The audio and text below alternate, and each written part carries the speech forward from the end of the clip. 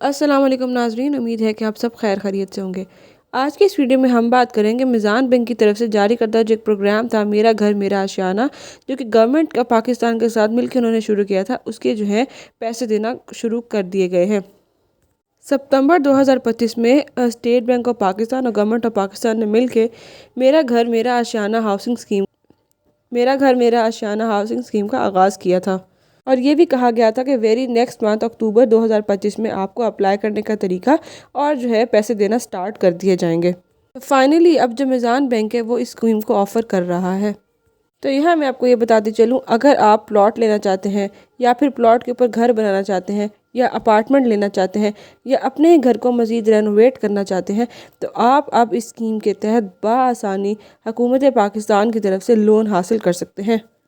इसकी तमाम तर डिटेल्स हम आज की वीडियो में देखेंगे, पर वीडियो की जानिब बढ़ने से पहले अगर आप मेरे चैनल पर नए हैं तो सब्सक्राइब कर लें ताकि हर आने वाली नई अपडेट्स आपको मिल सकें। अब हम ये देखते हैं कि अगर आपके शहर में मिज़ान बैंक की ब्रांच मौजूद है तो आप किस तरह से इस लोन को हासिल कर सकते हैं। तो यहाँ पे हम मिज़ान बैंक की ऑफिशियल वेबसाइट पे चलते हैं, जहाँ पे इसकी तमाम तर डिटेल बताई गई हैं।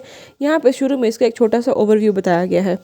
अब यहाँ पे इसका हमें एक छोटा सा ओवरव्यू दिया गया है, इसमें यह बताया गया, with the view to promoting affordable housing finance the government of Pakistan has introduce a profit subsidy and risk sharing scheme titled Mera घर मेरा आशियाना। आगे में हमें बता रहा है, Meezan bank offers this facility under the flagship Islamic home financing product easy home मेरा घर मेरा आशियाना, which provides convenient and affordable housing finance solution for the construction और purchase of completed housing units in fully Sharia compliant manner through the diminishing मुशारका mode of financing. मतलब कि Meezan bank क्या कर रहा है, अंडर द आप कह लें कि शरिया कंप्लाइंट के अंडर और एक मुशारका मोड जो है इसका फाइनेंसिंग का, बिल्कुल इस्लामिक तरीके से आपको एक लोन की अमाउंट फराहम कर रहा है, जिसके थ्रू या तो आप अपने घर को रेनोवेट कर सकते हैं, आप नया घर ले सकते हैं। इसमें 20 लाख रुपए से लेकर 35 लाख तक का आपको कर्ज मिल सकता है।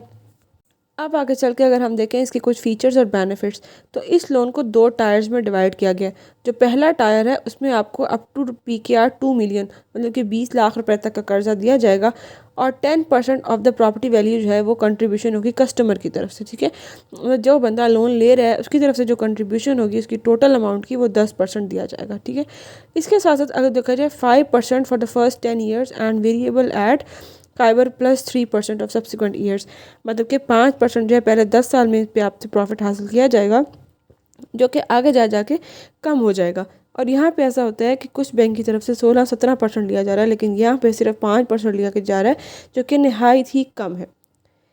इसी तरह टायर 2 की बात करें तो वहाँ पे आपको 2 मिलियन से लेके 3.5 मिलियन तक लोन हासिल हो सकता है, मतलब कि 20 लाख रुपए से लेके 35 लाख तक का आप इसमें कर्जा हासिल कर सकते हैं। इसमें भी जो मिनिमम कंट्रीब्यूशन होगा कस्टमर की तरफ से वो 10% है टोटल प्रॉपर्टी की वैल्यू पे। ठीक है, और 8% जो है पहले 10 साल में जो है इसके आपको रिटर्न रेट देना पड़ेगा। ठीक है, इसमें काइबर जो है वो 3% है, और आहिस्ता आहिस्ता ये जो है कम हो जाएगा, बढ़ेगा नहीं। उसके बाद आगे चल के हम इसका फाइनेंशियल टेन्योर देखेंगे, मतलब आपने कितने साल में या कितने अरसे में कर्जा वापस करना है। तो मैक्सिमम 20 ईयर्स फाइनेंसिंग टेन्योर, मतलब कि 20 साल तक का टाइम है आपके लिए इस कर्ज को वापस करने के लिए, जो कि अच्छा खासा टाइम पीरियड है और आराम से कर्जा वापस किया जा सकता है। फिर वो कह रहा है साइज़ ऑफ हाउसिंग यूनिट, मतलब कि आप कितनी जगह या कितने प्लॉट के लिए ये कर्जा ले सकते हैं। House of up to 5 marla और flat apartment of up to 1360 square feet, मतलब कि या तो आप घर बनाए 5 मरले का उसके लिए ले सकते हैं, या अगर आप अपार्टमेंट लेना चाह रहे हैं तो 1360 स्क्वायर फीट का ये अपार्टमेंट वगैरह होना चाहिए। अब अगर आगे चल के हम इसका एलिजिबिलिटी क्राइटेरिया देखेंगे, इसमें अप्लाई कौन कर सकता है, तो all resident Pakistani national holding CNIC, ऐसे तमाम लोग जो कि पाकिस्तान के रिहायशी हैं और उनके पास पाकिस्तान का CNIC है, वो इसके लिए बआसानी अप्लाई कर सकते हैं। उसके बाद आगे देखें तो कह रहा है प्रॉपर्टी ओनरशिप रिक्वायरमेंट, ऐसे वो मतलब वो लोग इसके लिए अप्लाई कर सकते हैं, उन लोगों को ये कर्जा मिल सकता है जो कि फ़र्स्ट टाइम होम ओनर है, जिनके पहले कोई नाम पे कोई प्लॉट कोई घर कोई अपार्टमेंट कुछ नहीं है, सिर्फ वो मर्द और ख़वातीन इस कर्ज़ को हासिल कर सकते हैं। जिनके नाम पे अगर प्लॉट है घर है तो वो इस कर्ज़े को हासिल नहीं कर सकते। उसके बाद अगर हम इसकी कोलेट्रल सिक्योरिटी रिक्वायरमेंट देखें तो उसमें ये कहता है कि जो भी घर या प्लॉट या बैंक जो कागज़ होंगे अपार्टमेंट के वो आपको बैंक में जमा कराने पड़ेंगे। और ये तो नेचुरल सी बात है, जब भी कोई बैंक कर्जा वगैरह देता है तो वो हमें घर के जो कागज़ होते हैं वो बैंक में रखवाने पड़ते हैं। जब हम अपना पूरा जो कर्ज होता है वो वापस कर देते हैं तो बैंक हमें हमारे पेपर्स वापस कर देता है। अब आगे चल के हम इसकी प्रोसेसिंग फ़ी देखें तो यहाँ पे जो प्रोसेसिंग चार्जेस हैं वो ज़ीरो हैं। मतलब सैलरीड पर्सन हो या बिजनेसमैन हो, कर्ज दोनों ले सकते हैं। बेशक आप जॉब करते हैं या फिर आपका कोई कारोबार है, कर्ज दोनों ले सकते हैं, लेकिन इसके लिए कोई भी प्रोसेसिंग फ़ीस नहीं है। ठीक है, इसी तरह प्रॉपर्टी वैल्यूएशन चार्जेस कुछ होंगे बेसिक से, इस और कोई मेजर जो है इसके चार्जेस नहीं हैं। अब आगे चल के हम इसका की क्वालिफ़िकेशन क्राइटेरिया देखते हैं, मतलब कि अप्लाई कैसे करना है या फिर आप कैसे इसके लिए अहल हो सकते हैं। उसके बाद वो यहाँ सबसे पहले बताया हुआ है अलाउएबल फाइनेंसिंग सीरीज़, मतलब कि पाकिस्तान में जहाँ पे मीज़ान बैंक की ब्रांच है आप वहाँ से कर्ज हासिल कर सकते हैं। उसके बाद वो कह रहा है कि एज ऑफ एप्लीकेंट और को एप्लीकेंट, मतलब कि दो लोग मिल के भी इस कर्ज को हासिल कर सकते हैं। In case of applicant and co applicant with income clubbing, minimum जो है 20 ईयर्स और मैक्सिमम जो है 65 ईयर्स एज बताई हुई है। ठीक है, मतलब कम अज़ कम 20 साल, ज़्यादा से ज़्यादा 65 साल तक की उम्र के लोग इसके लिए अप्लाई कर सकते हैं। कम तो मिनिमम जो मंथली इनकम है वो 40,000 रुपये तक होनी चाहिए। ठीक है, नेक्स्ट वो देखते हैं एम्प्लॉयमेंट और business tenure, salaried individual, permanent employ with minimum 6 month of continuous work history in the same industry field. ठीक है, मतलब कि आप परमानेंट एम्प्लॉय हो और आपके पास 6 महीने की लगातार आप जॉब कर रहे हो, तब आप इस लोन के लिए अप्लाई कर सकते हैं।